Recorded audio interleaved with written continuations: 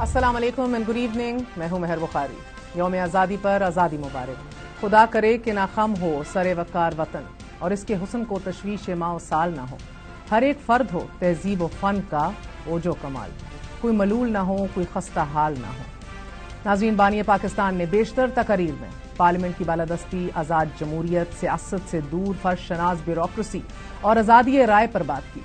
London में 14 दिसंबर 1946 को फरमाया कि जमहूरियत मुसलमानों के खून में शामिल है जो कुल इंसानियत की बराबरी पर यकीन रखते हैं और बराबरी और आज़ादी के हक को मानते हैं।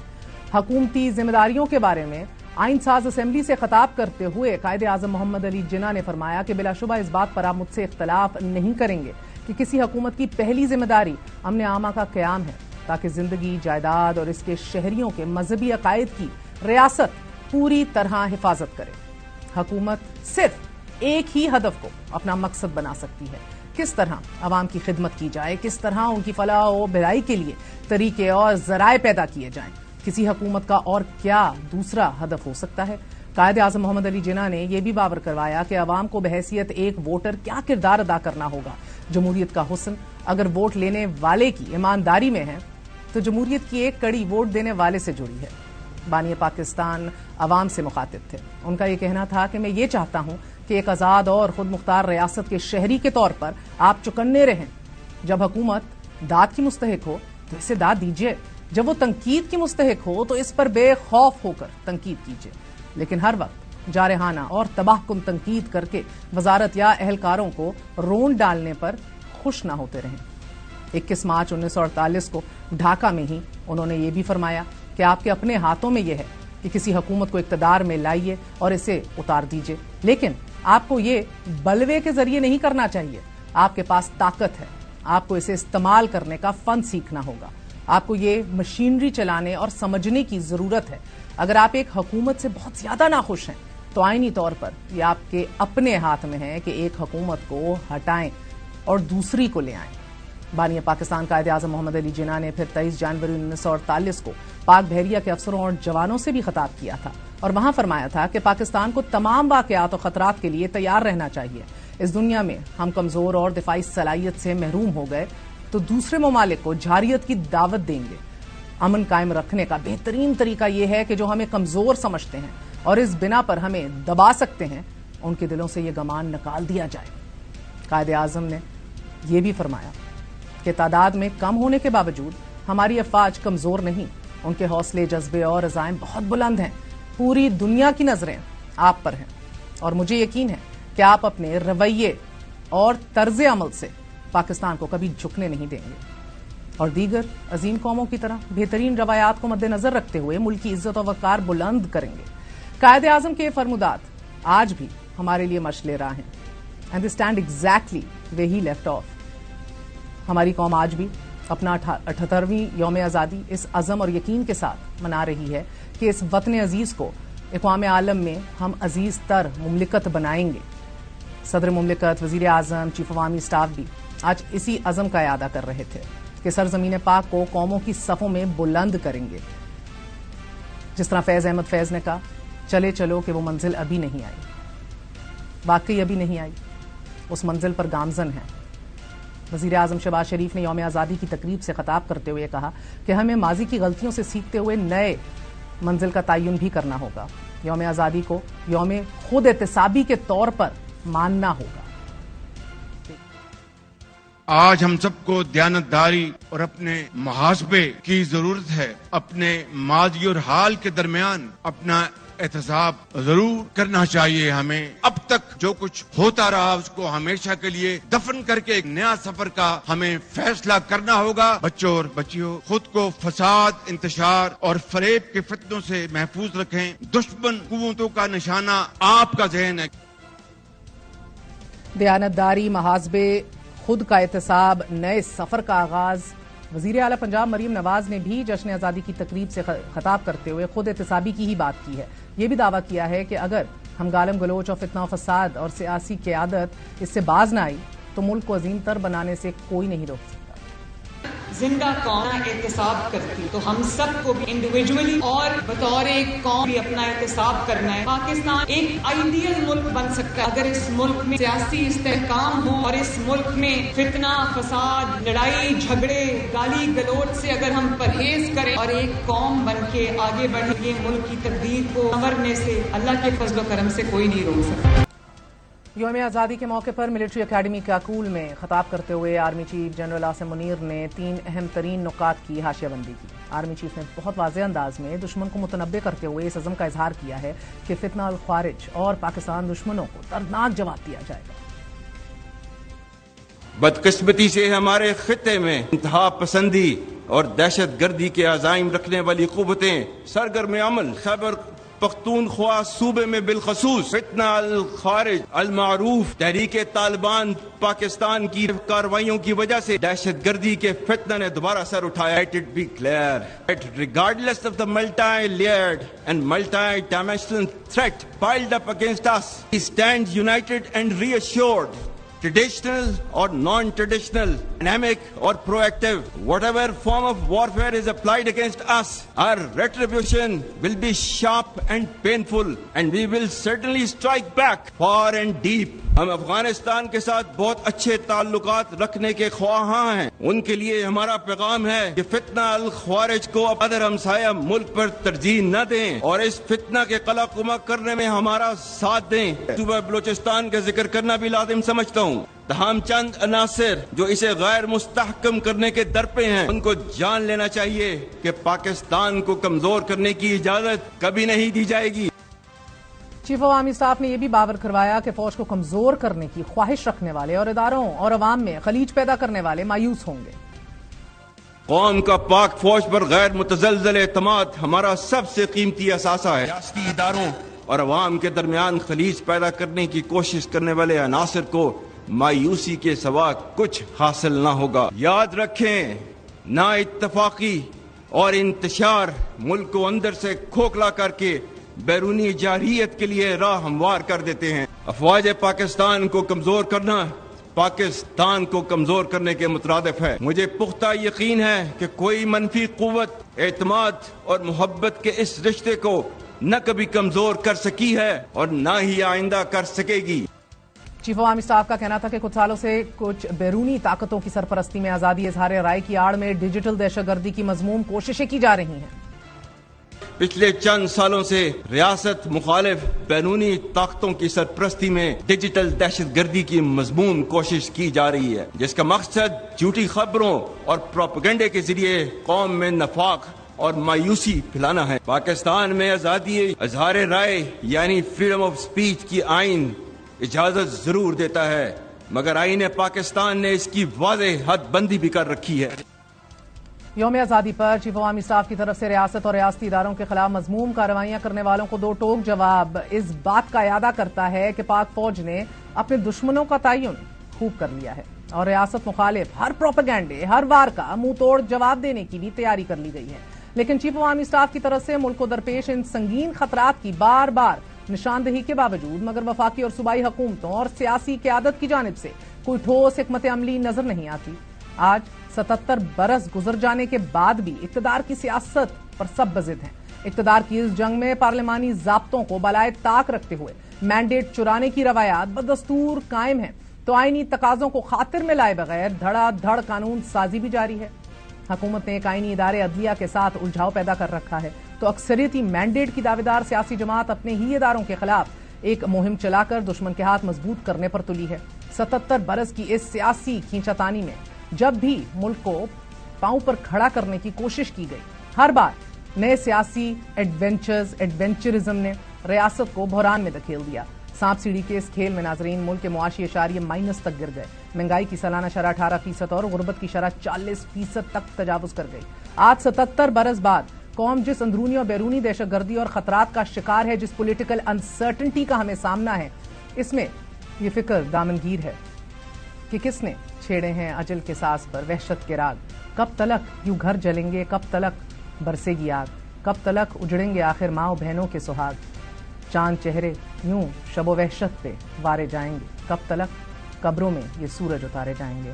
وطن کی خاطر اس قوم کی عظیم قربانیوں کی ایک طویل داستان ہے اور آزادی کی ان پرجوش گھڑیوں میں یہ بھی اپنے تئیں ایک حقیقت ہے that we stand divided today. There is no political certainty and stability. بہرحال یہ پوری قوم کے نام پیغام تو یہی کہ متحد ہو کر جئیں تو ایک طاقت ہم بھی ہیں. اگر سلامت یہ وطن ہے تو سلامت ہم بھی ہیں. مگر پولیٹیکل رہنمائی اور قیادت کیوں مایوس کر رہی ہے؟ ہمارے ساتھ حکومتی نمائندے سینئر وزیر طارق فضل چودھری صاحب موجود ہیں. چودھری صاحب بہت بہت شکریہ ساتھ دینے کا. سر ایک طویل چارج شیٹ ہے. عام انتخابات سے بمشکل ایک ماہ قبل ہی سینٹ میں 8 فروری کو ہونے والے عام انتخابات ملتوی کرنے کی ایک قرارداد منظور کروائی آپ لوگوں نے. حیران کن امر یہ ہے کہ اعلیٰ عدالت کے حکم کے باوجود بھی الیکشن کے التوا کے لیے 3 قراردادیں منظور کرانے کا بھی جو سہرا ہے وہ آپ کے سر ہی جاتا ہے. حکومت نے نیب آرڈیننس میں بھی ترمیم کر دی جس کی قائم مقام صدر یوسف رضا گیلانی نے منظوری دیتے ہوئے نیا آرڈیننس جاری کیا. آرڈیننس کے تحت زیر حراست ملزم کا ریمانڈ جو ہے وہ جو آپ نے خود تبدیل کیا تھا اسی میں خود تبدیلی لا کے 14 سے بڑھا کر 40 دن کر دیا گیا فقط حریفوں کو دیوار سے لگانے کے لیے. سر آج 14 اگست کے دن آئیڈیل ملک کی بات کر رہی ہے آپ کی قیادت, یا آپ آئیڈیل ملک کی روایات رکھ رہے ہیں؟ بسم اللہ الرحمن الرحیم. بہت شکریہ آپ کا, میرا اپنے پروگرام میں دعوت دی, لیکن آپ نے اپنے سوال میں 2-3 مختلف ٹائمنگز میں جو لیجسلیشن ہوئی ہے آرڈیننس کے ذریعے ہوئی ہے یا وہ قانون سازی کے ذریعے ہوئی ہے اسمبلی میں, اس کا حوالہ دیا ہے. بنیادی طور پہ ہر ایک کے پیچھے اپنی ظاہر ہے ایک بیک گراؤنڈ ہے اور ایک پس منظر ہے جس کے تحت یہ ساری چیزیں ہوئی ہیں. لیکن جو ایک آئیڈیل اور روشن پاکستان کی بات آج پرائم منسٹر صاحب نے اپنے 14 اگست کی تقریب میں جو مرکزی تقریب اسلام آباد میں ہوئی اس میں کی ہے, وہ بڑا ایک واضح پیغام ہے تمام قوم کے لیے اور تمام ذمہ داران جو نہ صرف گورنمنٹ میں ہیں بلکہ گورنمنٹ سے باہر ہیں ان کے لیے بھی کہ یہ ملک کسی ایک جماعت کا نہیں ہے, کسی ایک فرد کا نہیں ہے. جب بھی اس کو بنانے کی بات ہوتی ہے یا اس کا مسائل حل کرنے کی بات ہوتی ہے تو ہمیں اپنے ذاتی اختلافات بھلا کے اپنی انا پس پش ڈال کے آگے بڑھنا ہوگا اور کٹے چل کے اس ملک کو ہم نے بنانا ہوگا. یہ بیسیکلی میسج ہے جو پرائم چودھری منسٹر صاحب اگر آپ اجازت دیں, یہ انا کو پس پش ڈالنا اور ذاتی مفاد کو پس پش ڈالنا یہ عملی طور پر کیوں نہیں دکھ رہا آپ لوگوں کی طرف سے؟ ایوان کو بطور ڈھال استعمال کرنے کا معاملہ جو ہے وہ تو طویل بہت ہے. حکومت نے ریٹائرڈ ججز کو بھی الیکشن ٹرائیبیونلز میں لگانے کا فیصلہ کر لیا. اس وقت عدالت میں زیر سماعت ہے یہ بحث. الیکشن ایکٹ میں بھی ترمیم کے بعد حکومت نے الیکشن ٹرائیبیونلز پر ریٹائرڈ ججز کی تعیناتی کا فیصلہ کیا. اسی طرح آپ لوگوں نے ایوان میں ہر وہ قانون سازی کی ہے جس سے ایوان کی ایک بڑی جماعت کو ٹارگٹ کیا جا سکے اور اپنی جو ہے وہ سکن سیو کی جا سکے. پھر آپ لوگ ایگو کو پس پشت, ذاتی مفاد کو پس پشت رکھنے کی بات کرتے ہیں. دیکھیے میں نے آپ کو عرض کیا ہے کہ جو مختلف ادوار میں یہ آرڈیننسز یا قانون سازیاں ہوئی ہیں اس کے پیچھے ایک پس منظر ضرور ہوتا ہے. جیسے ابھی آپ نے, میں چھوٹا سا چلیے اسی کو لے لیتے ہیں, 1 منٹ میں آپ کو ایکسپلین کر دیتا ہوں کہ آپ نے ریٹائرڈ ججز کے ٹرائیبیونلز بنانے کے حوالے سے بات کی ہے کہ ہم نے شاید اپنے کوئی ذاتی مقصد کے لیے یا کوئی نیا ایک خیال آیا ہے ہمیں کہ ریٹائرڈ ججز پر مشتمل ٹرائیبیونلز بنائیں. دیکھیں یہ جو شک تھی یہ الیکشن ایکٹ 2017 میں پہلے سے موجود تھی, ہمیشہ سے رہی ہے کہ ریٹائرڈ جج پر مشتمل ٹرائیبیونل الیکشن کمیشن تشکیل دے سکتا ہے. آپ لوگوں نے اسے ختم کیا تھا نا سر؟ جی, ہمارا جو پی ڈی ایم کا آخری 2 مہینے کا دور تھا اس میں ریٹائرڈ ججز کا لفظ نکالا گیا, ابھی دوبارہ ڈال دیا گیا ہے. تو اس کا مطلب یہ ہے کہ یہی تو مسئلہ ہے سر, نکالتے تب ہیں کیونکہ یہ تسلیم کرتے ہیں کہ یہ سسٹم کی یہ مسئلہ ہے, یہ سکم ہے, اس کو درست کرنا ہے, مگر جب سیاسی مفاد کے لیے استعمال ہونا ہوتا ہے تو 14 کو 40 دن ریمانڈ کر دیتے ہیں نیب کی اور حاضر سروس کو ریٹائرڈ ججز بھی کر دیتے ہیں. لیکن جب ہمارے اوپر نیب کی تلوار لٹک رہی تھی تو اس وقت تو ریمانڈ میرا خیال ہے 90 دن کا تھا, ابھی تو پھر 40 دن کا ہے. تو لہٰذا آ کے چینج کیا نا سر, بیکاز اب حریف پہ استعمال کرنا تھا. نہیں, میں عرض کر رہا ہوں کہ مختلف ادوار میں یہ چینجز ہوتی رہی ہیں, اس کو آپ کسی ایک پرسن اسپیسیفک لا نہ کہیں. اور ہاں اس میں بات ہو سکتی ہے, میں اس میں بالکل آپ کی بات اور آپ کی دلیل کو بڑا وزنی سمجھوں گا کہ اگر آپ اس پہ بات کریں گی کہ یہ 15 دن ہونا چاہیے یا 25 دن ہونا چاہیے, اس پہ ڈبیٹ ہو سکتی ہے. لیکن آل ٹوگیدر ایک قانون کو آپ یہ کہیں کہ وہ کسی خاص نیت سے یا کسی میل آف آئی ڈی کے تحت بنایا گیا ہے, میرا خیال ہے وہ بات جو ہے نہیں ہوگی. सर नैब तरमीम हो या ये कानून हो, इसके ऊपर तो आपने देखा कि इधर कलम चला नहीं कि उधर लोगों को वापस जेल भी भेजा गया। तो वो नीयत के ऊपर मैं तो बात नहीं कर रही, अमलन दिख रहा है। ऐवान का तकद्दुस का भी आप लोगों का एक अनोखा म्यार है, जहां जमहूरी असूल बलाए ताक रखकर भी मुफादात के असूलों को मुबर्रा रखा गया है। इसी के ऊपर आज सवाल हो रहा है, क्योंकि आज रोशन और एक आइडियल पाकिस्तान का जिक्र कर रहे हैं वजीर आजम पाकिस्तान, मगर सर ये पैगाम भी तो अवाम तक नहीं पहुंच रहा, ना इंटरनेट चल रहा है, ना सोशल मीडिया चल रहा है। खुद इस मुल्क के वजीर आजम जो है वो वीपीएन इस्तेमाल करते हैं, आप सबको वीपीएन इस्तेमाल करना पड़ता है। देखिए उसकी अपनी एक रीजन है, लेकिन बहरहाल बहुत जल्द कोशिश की जा रही है कि हम उसको ठीक करें, और इंशाल्लाह ताला बहुत जल्द ये जो इंटरनेट के मुतालिक, अभी तो इंटरनेट पे कोई इंटरनेशनल इश्यूज भी है, लेकिन बहुत जल्द इंशाल्लाह ताला ये जो शिकायत इंटरनेट के हवाले से हैं, कल भी एक मीटिंग जो है वो हमारी जो आईटी मिनिस्टर है उन्होंने ली है प्राइम मिनिस्टर हाउस में, और उसमें बाकी स्टेक होल्डर्स भी थे, ये इंशाल्लाह बहुत जल्द दूर कर लिया जाएगा। चौधरी साहब, कायदे आजम के तस्वुर के मुताबिक पाकिस्तान एक फलाई और जमहूरी रियासत बनना था, क्या हम बन सके? आपके नजदीक जिम्मेदार कौन है कि अगर हम ना बन सके? देखिए बदकिस्मती से नहीं बन सके, और इसके जिम्मेदार हम सब लोग हैं जो मुख्तलिफ अदवार में हुकूमतों में रहे हैं, और उसकी सबसे बड़ी वजह यह है कि जैसे मैंने पहले अर्ज की कि हमने सियासत के अंदर वो मनफी जज्बात और वो अना जो सियासी मैदान तक ही होती है उसे हमने प्रायोरिटी दी है, और पाकिस्तान के मफादात को और पाकिस्तान के मुश्किलात को हल करने के लिए जिस वहदत की जरूरत थी, जिस यकजहती की जरूरत थी, वो हम नहीं दिखा सके।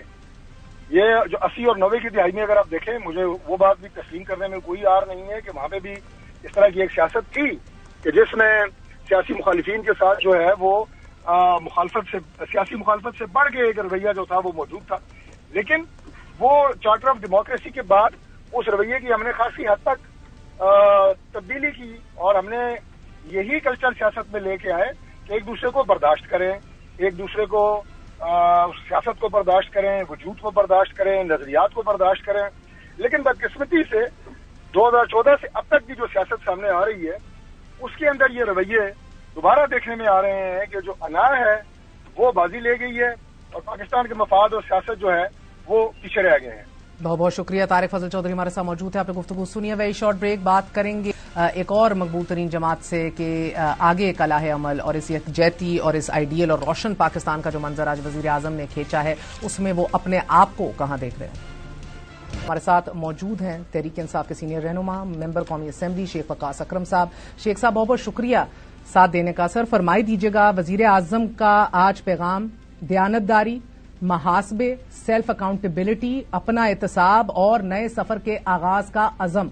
इसी तरह मरियम नवाज शरीफ साहिबा भी रियासती इस्तेहकाम की तरफ फितना, फसाद, गाली गलोच बंद करने का तकाजा कर रही हैं। जो हो गया सो हो गया बकौल उनके, आगे बढ़ने की बात कर रही हैं। देखें, मैं ये समझता हूं कि आपने जो वजीर आजम का और वजीर आला पंजाब का आपने पैगाम बताया, मैं ये समझता हूं कि ये पैगाम कौम को देने की बजाय उन्हें इन अल्फाज पे खुद संजीदगी से सोचना चाहिए, मुहासबा इन्हें अपना करना चाहिए। जो क्या उसे कहते हैं, दयानतदारी के हवाले से जो उन्होंने बात की है, अगले सफर के हवाले से बात की है, ये सारे अल्फाज जो हैं ये इनके मुंह से बेमानी लगते हैं। 14 अगस्त के पैगाम के हवाले से भी बेमानी लगते हैं, क्योंकि ये जिस वक्त आप जबरदस्ती बैठे हो, आपने मैंडेट चोरी किया हो, तो आपका कोई लफ्ज जो है वो माने नहीं रखता। So it doesn't matter what this prime minister says.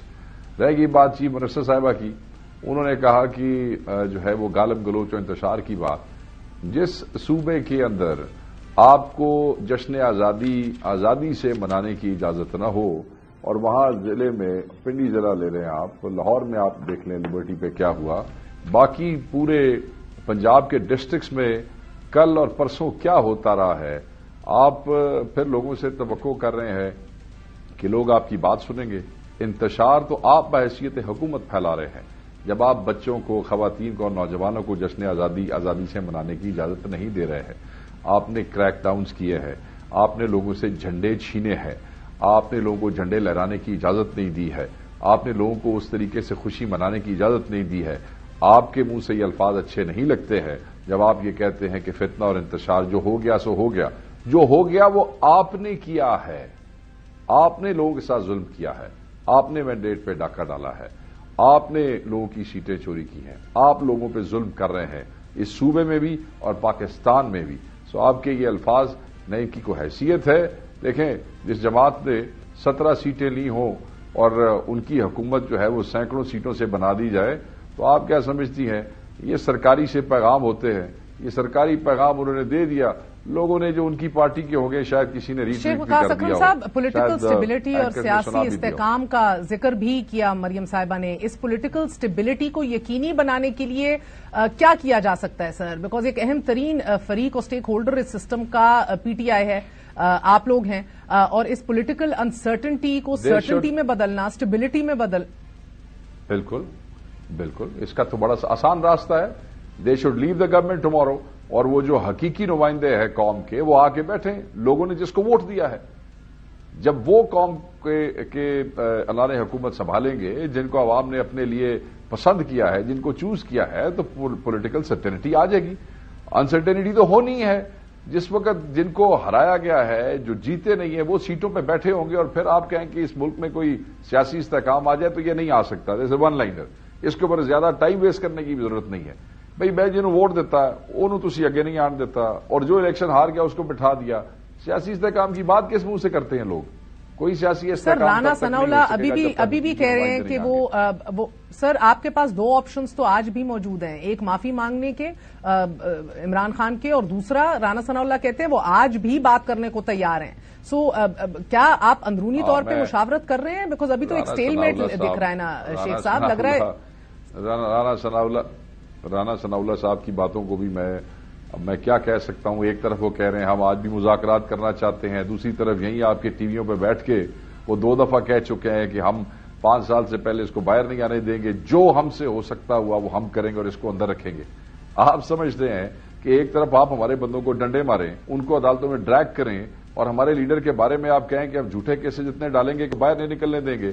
ساتھ ٹو لک گڈ آپ کے ٹی وی پروگرامز میں وہ یہ کہہ دیں کہ ہم مذاکرات کرنا چاہتے ہیں کہ ساڑھے منہ پاگل رکھیا جائے, لوگوں کو آپ پھول بنانا چاہتے ہیں. اور دوسری رہے گی معافی کی بات.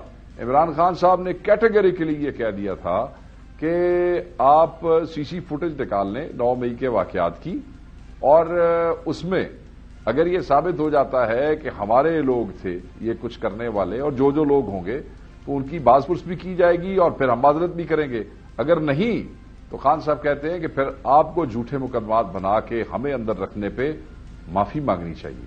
تو وہ تو کہتے ہیں کہ آپ معافی مانگیں کیونکہ آپ نے ہمارے سر, میں یہی تو کہہ رہی ہوں, یہ سر ایک ایکسٹریم پوزیشن لے لی گئی ہے نا سر. ایک سسٹم کے اندر it seems all bets are off right now, everybody is all in. مسئلہ یہ ہے کہ sir just because somebody has taken over the government fraud سے, دھوکے سے, تو ہم اپنے حق کے لیے لڑنے کی بجائے ہم یہ کہیں کہ اب ہم ایکسٹریم پوزیشن نہ لیں, اب ہم درمیانی پوزیشن لے لیں کیونکہ یہ حکومت میں بیٹھ گئے.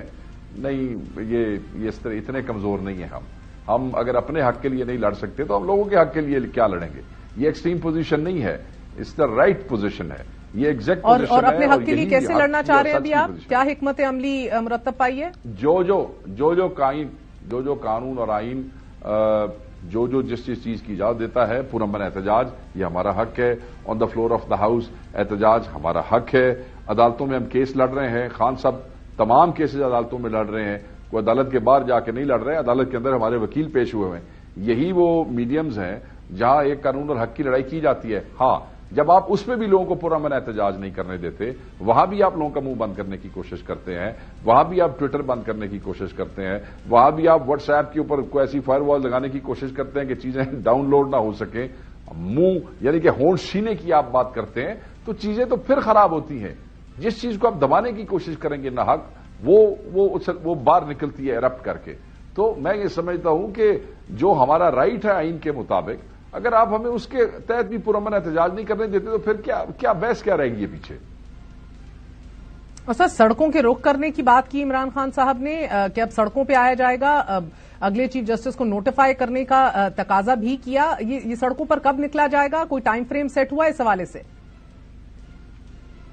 دیکھیں, آپ نے دیکھا کہ پنجاب کتنی بڑی تعداد میں 2 دنوں کے کریک ڈاؤن کے باوجود باہر آیا ہے. ڈیٹینشن آرڈرز نکالے گئے ہیں مہر کہ بندے 14 اگست کو جشن نہ منا سکے، 13 کی رات کو باہر نہ نکل سکے.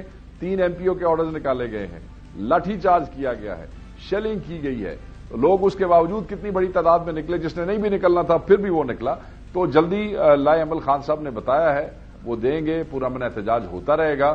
اور اگر یہ انہوں نے ایسی روش جاری رکھی تو پھر ایک گرینڈ احتجاج ہوگا. اور میرے خیال میں ان سب کو سمجھنا چاہیے کہ لوگوں کو حق بات سے آپ نہ روکیں تو ان کے لیے بہتر ہے. بہت بہت شکریہ. شیخ وقاص اکرم ہمارے ساتھ موجود تھے. آپ کو بتاتے چلیں برطانوی ماہر معیشت کی نگرانی میں تیار کیے گئے وزیر اعظم پاکستان نے آج ایک 5 سالہ منصوبہ سامنے رکھ دیا ہے. مجوزہ معاشی ایجنڈے کا روڈ میپ سامنے رکھ دیا ہے. اسٹیفن ڈرکن نے ترتیب دیا ہے یہ پلان جس کے تحت سال 2028 تک سالانہ 6% کی رفتار سے معاشی ترقی حاصل کرنا اور 2028 تک برآمدات کا ہدف $60 ارب تک لے جانا، نجی سرمایہ کاری کو فروغ دینا، برآمدات میں اضافہ کرنا، یہ تمام تر چیزیں ترجیحات میں شامل ہوں گی. پلان میں توانائی اور کاروباری لاگت میں کمی، اس کی بھی تجویز شامل ہے. جبکہ چین سے ٹیکنالوجی کی پاکستان منتقلی کے علاوہ جوائنٹ وینچرز کے ذریعے برآمدات کو فروغ دینے کی سفارش بھی کی گئی ہے. ٹیکس ٹو GDP 13.5% اور سرمایہ کاری اور برآمدات 15% تک بڑھانے کی تجویز بھی دے دی گئی ہے. مگر اس پلان میں سب سے زیادہ اہم مجوزہ منصوبے پر عمل درآمد کے لیے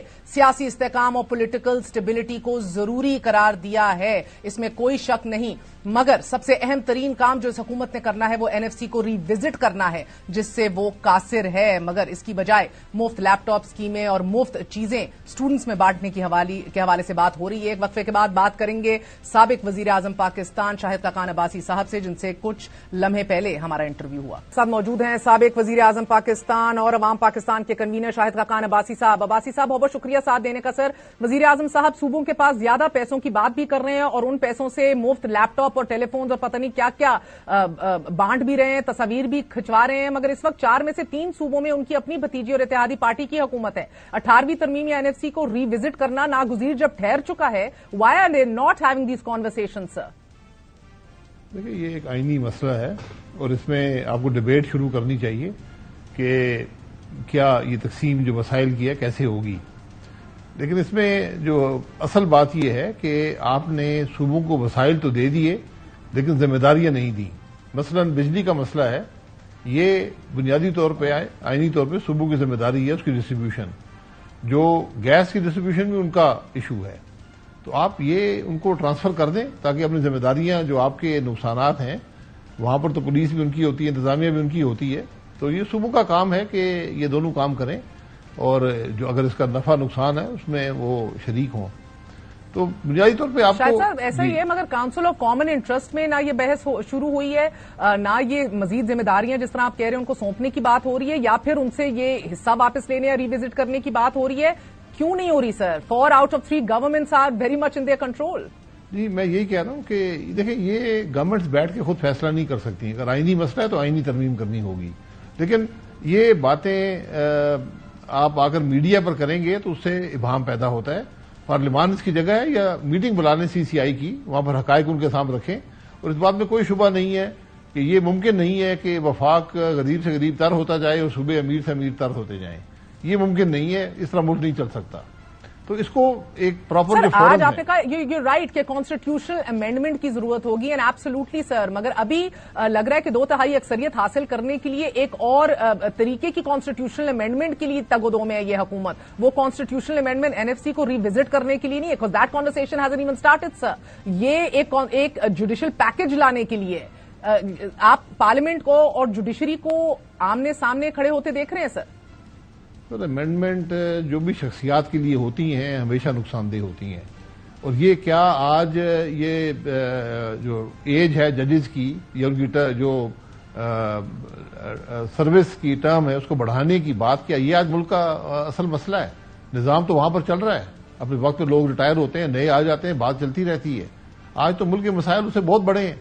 تو اگر آپ نے کوئی پارلیمانی کوئی امینڈمنٹ کرنی ہے آئین کے اندر، پارلیمان کے اندر کوئی بات کرنی ہے تو یہ ایشوز لے کر آئیں جو آج عوام کا مسئلہ ہے. آج آپ دیکھ لیں کہ بجلی کا بل ادا کرنا ایک ہیومن رائٹس کا ایشو بن گیا ہے. یہ آج ایک کانسٹیٹیوشنل ایشو بن گیا ہے کہ آج عوام کے ایک بڑے طبقے کے پاس یہ چوائس ہے کہ یا بجلی کا بل ادا کریں یا کھانا کھائیں یا بچوں کی فیس ادا کریں. اس میں گورنمنٹ کو انٹروین کرنا ہے. یہ لیپ ٹاپ بانٹنے 1 سال کے لیے چھوڑ دیں، یہ پیسے استعمال کریں پی ایس ڈی بی سے بھی کاٹیں اور عوام کو ریلیف دیں جو بل نہیں ادا کر سکتے آج. یہ آپ بالکل ایک لاپ سائڈڈ قسم کی پرائرٹیز حکومت نے رکھی ہوئی ہیں. اور سر ان لاپ سائڈڈ پرائرٹیز میں اگر سپریم کورٹ کے ریزرو سیٹس کے فیصلے پر عمل درآمد نہیں ہوتا، because that seems to be top priority right now sir, اولین ترجیح الحمدللہ، اگر نہیں ہوتا do you see a constitutional meltdown اور واٹ ڈو یو سی؟ جی جب حکومت سپریم کورٹ کے فیصلے ماننے سے انکار کر دے پھر ملک کا نظام کیسے چلے گا؟ پھر کل میں بھی انکار کر دوں گا کسی عدالت کا فیصلہ ماننے سے. یہ بڑی عجیب بات ہے کہ جب بھی آپ کو سر خم کر کے جو فیصلہ بھی انہوں نے کر دیا ہے، غلط کیا صحیح کیا ہے،